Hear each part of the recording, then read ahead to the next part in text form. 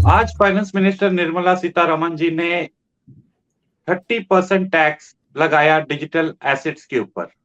इसके लिए बात करने के लिए हमारे पास ज़ेप्पे के सीईओ अविनाश शेखर जी हैं। अविनाश जी, बहुत बहुत स्वागत है आपका हमारे इस शो पर। सो ये जो 30% टैक्स ऑन डिजिटल एसेट्स लगाया गया है, इसका क्या मतलब होता है कि गवर्नमेंट ने बिटकॉइन या क्रिप्टो एसेट्स को लीगलाइज कर दिया है, लेजिटिमेट कर दिया है? क्या समझे हम इससे?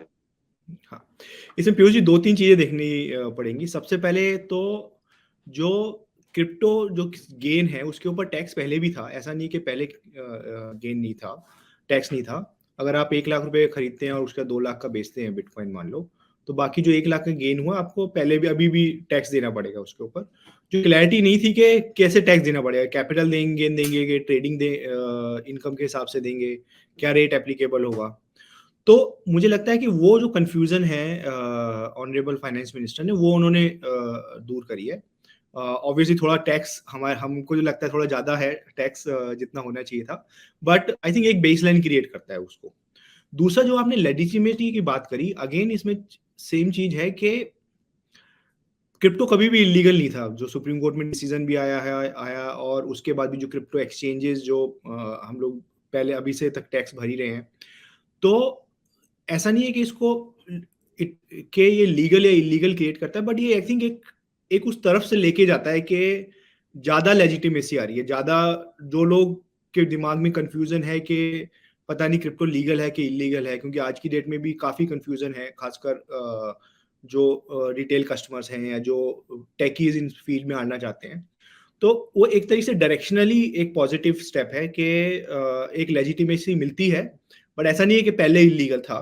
बट या कि जो जो भी रेगुलेशन आते हैं उसमें थोड़ा टाइम लगता है कैचअप करने में, कुछ कुछ ग्रे एरियाज होते हैं, कुछ कुछ क्लैरिफिकेशन चाहिए होती है गवर्नमेंट से।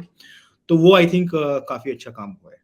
एक एक्सेप्टेंस लेवल बोला जा सकता है कि गवर्नमेंट की तरफ से एक साइन है कि government is accepting it as a digital asset. हाँ जी, हाँ जी, आप लोगों की तरफ से it's like half the battle won, in the sense कि इसको एक लीगल एसेट का दर्जा तो मिल गया है, लेकिन लीगल करेंसी का दर्जा नहीं मिला है, क्योंकि आज के बजट में फाइनेंस मिनिस्टर ने बात की सीबीडीसी की, सेंट्रल बैंक डिजिटल करेंसी, जो कि आरबीआई खुद लेके आ रहा है, दे लॉन्च इट। तो bitcoin as in many countries it is seen as a digital currency, तो यहाँ पे करेंसी का दर्जा नहीं मिल रहा है, लेकिन एक डिजिटल एसेट क्लास का दर्जा मिल रहा हाँ जी। तो एक्चुअली देखिए कि हम लोग अगर जैसे इंडिया में देखें, कभी भी जो है ये कंफ्यूजन नहीं था कि ये डिजिटल करेंसी है एक्चुअली। एक ये डिजिटल एसेट है। जो करेंसी का जो मैंडेट है, जो करेंसी तो जो सॉवरेन गवर्नमेंट है, गवर्नमेंट ऑफ इंडिया, सिर्फ उनका राइट है कि वो एक करेंसी को इशू करें और कोई इशू नहीं कर सकता। जो आई थिंक क्रिप्टो में जो हम लोग बिल्ड कर रहे हैं वो एक decentralised asset class, decentralised trustless system जिसको हम बोलते हैं, वो बिल्ड कर रहे हैं। और उसकी एक वैल्यू है उस सिस्टम की, जैसे कि इंटरनेट है। इंटरनेट जो चीजें हो रही है इंटरनेट की, उसकी एक अंडरलाइंग वैल्यू है। सिमिलरली इसकी एक अंडरलाइंग वैल्यू है जो नॉट नेसेसरली कि जो लीगल करेंसी ही उसको बोल सकते हैं। बाकी एक तरीके से एसेट बोल सकते हैं जिसकी कोई वैल्यू है और लोग उसके ऊपर ट्रेड करना चाहते हैं, उसको ओन करना चाहते हैं, उस एसेट को, अंडरलाइंग एसेट को, और जो वो बिटकॉइन के थ्रू थ्रू थ्रू और अदर क्रिप्टो के थ्रू ओन कर सकते हैं। है। करेक्ट।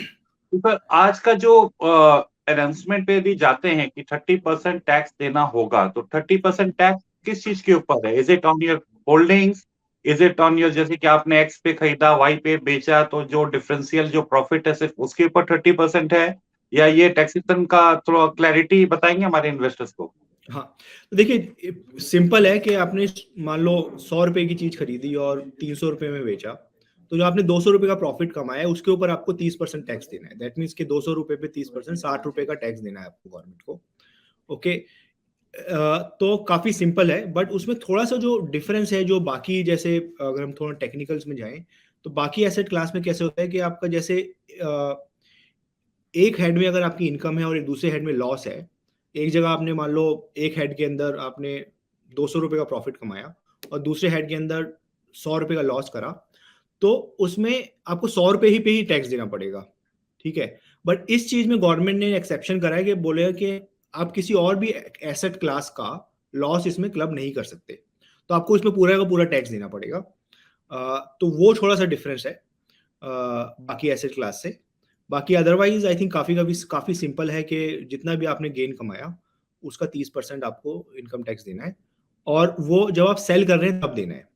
मतलब आपने अगर सेल नहीं करा ऑब्वियसली तो कोई टैक्स नहीं बनता है। 100 रुपए की चीज़ आपने 200 रुपए में हो गई ईयर एंड पे, तो उसके ऊपर कोई टैक्स नहीं है। बट अगर आपने अगर 200 रुपए पे सेल करते हैं तो बाकी जो 100 रुपए का है उसके ऊपर आपको 30% टैक्स देना पड़ेगा। और 200 पे सेल करें या फ्यूचर नेक्स्ट फिजिकल में 300 पे सेल करें, जितना पे भी आप जब सेल करेंगे तभी आपको टैक्स देना होगा। हाँ जी। करेक्ट। तो सर एक एग्जांपल के तौर पे लेते हैं, मान लीजिए कि मैं एक इन्वेस्टर हूं और मेरे पास दो एसेट्स है, क्रिप्टो एसेट है, एक है बिटकॉइन है, एक इथेरियम है। मैंने इथेरियम 100 रुपए में खरीद के 200 रुपए में बेचा, 100 रुपया गेन किया। बिटकॉइन मैंने 200 में खरीद के 100 में बेचा, 100 रुपया लॉस किया। तो इफेक्टिव हम्म। मेरा टैक्स इस पे क्या बनेगा? डू आई नीड टू हाँ पे टैक्स? क्योंकि एक जगह 100 रुपया एक एसेट में मैंने गेन किया है, क्रिप्टो एसेट है वो भी, इथेरियम भी क्रिप्टो एसेट है, वहां पे मैंने गेन किया, और बिटकॉइन में मैंने 100 रुपया लॉस किया है। हाँ जी। तो एक्चुअली टोटल टोटल करके देखा जाएगा कि आपने टोटल कितने का सेल करा और उसने कितने का आपने जो खरीदा था वो कितने का, तो टोटल आप इस ऐसे आप ऑफसेट कर सकते हैं।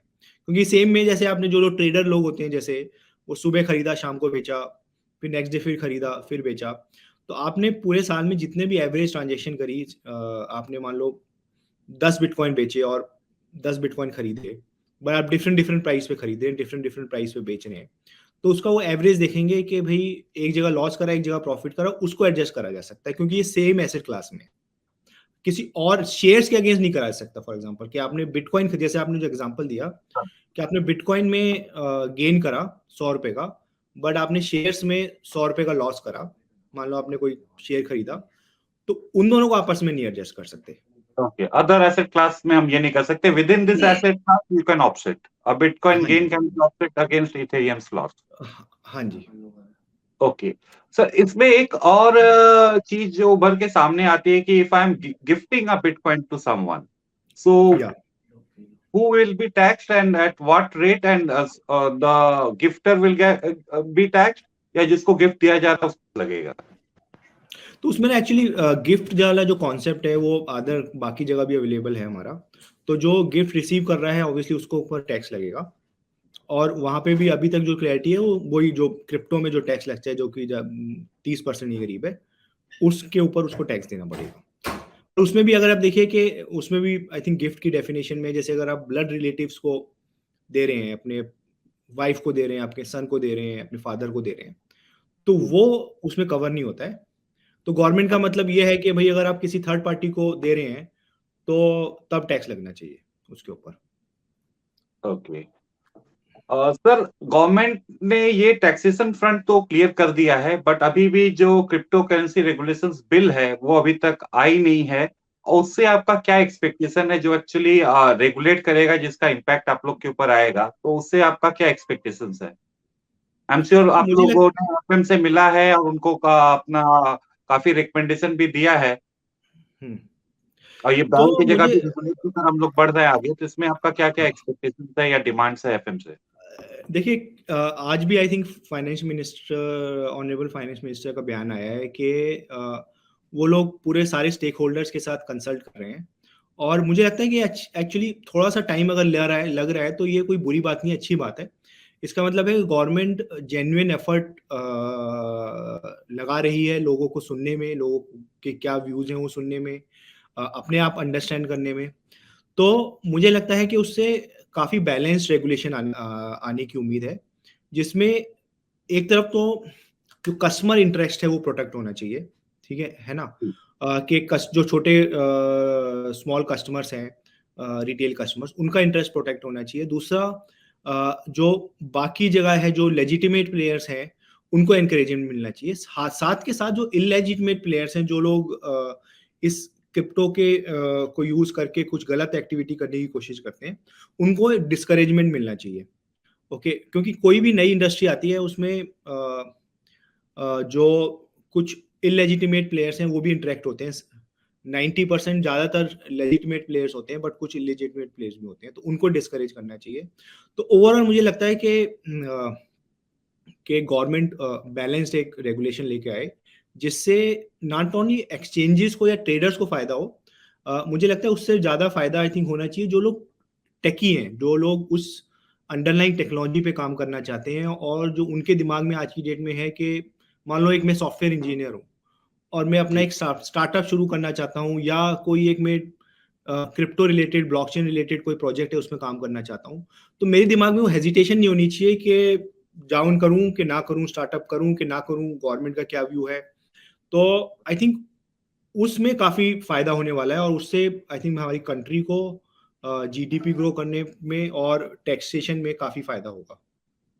Correct sir. तो अभी यदि आप हमारे व्यूवर्स को एक मोटा मोटी आइडिया बताएं कि इंडिया में अभी कितने क्रिप्टो यूजर्स हैं, टोटल क्रिप्टो का कितना एसेट बेस है, और उसमें 30% टैक्स लगाने से गवर्नमेंट को कितना फायदा हो सकता है। देखिए एसेट बेस तो का इतना आइडिया नहीं है, बट अभी जो हमने स्टडी करा था थोड़े टाइम पहले जो इंडस्ट्री ने, कि अराउंड 15 मिलियन के करीब यूजर्स हैं, कस्टमर्स हैं इंडिया में। और कुछ लोग ऑब्वियसली ट्रेडिंग करते हैं, जो ट्रेडर हैं, जो क्योंकि वॉलेटिलिटी ज़्यादा है तो उसमें ट्रेडिंग में फ़ायदा कमाने की कोशिश करते हैं। बट काफ़ी लोग ऐसे हैं जो लॉन्ग टर्म होल्डर्स हैं, जो जी जिन्होंने काफ़ी पहले 2-3 साल पहले खरीदा और अभी भी रखे हुए हैं।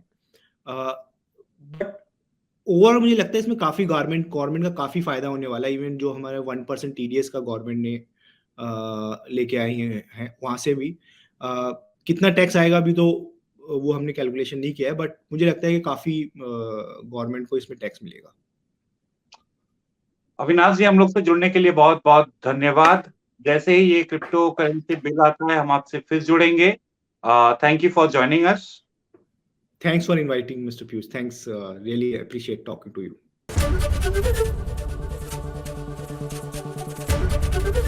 एबीपी न्यूज आपको रखे आगे।